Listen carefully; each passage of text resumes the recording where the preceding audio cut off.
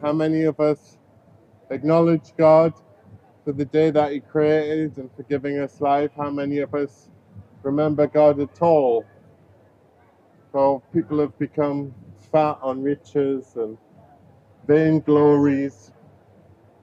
And a lot of people say in their heart, I have need of nothing, so what need do I have for God? But there is a God, and as my brother said, that we're all going to have to give an account of why we're here. And we do struggle with sin, but sin is a reality. It's something that exists. So many people say, I've even seen perverse pastors say, there's no such thing as sin. This is how corrupt the world is, these false teachers, these false prophets.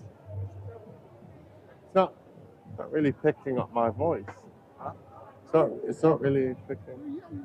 Yeah, it's okay.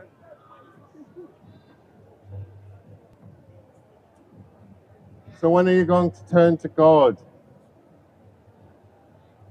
When are you going to turn to God, Trafalgar Square? You can ignore me, I'm just a man.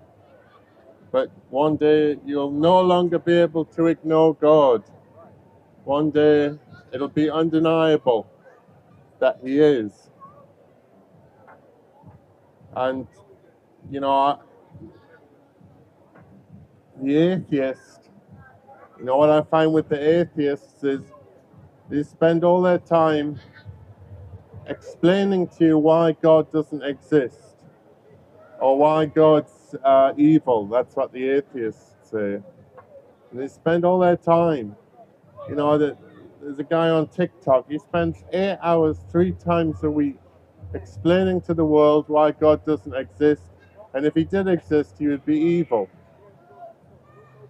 That's an awful lot of time, 8 hours 3 times a week, to spend of your life on something that you claim as an atheist doesn't exist. And what I find with the atheists is, it's not that they don't believe in a God, they don't like the idea of God and being accountable to God.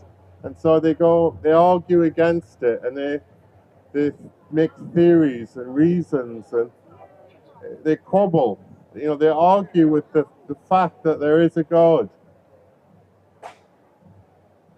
But they know in their hearts, you know, the Bible says the fool has said in his heart there is no God. Because there is a God, and God has written His law on our hearts. We have a conscience.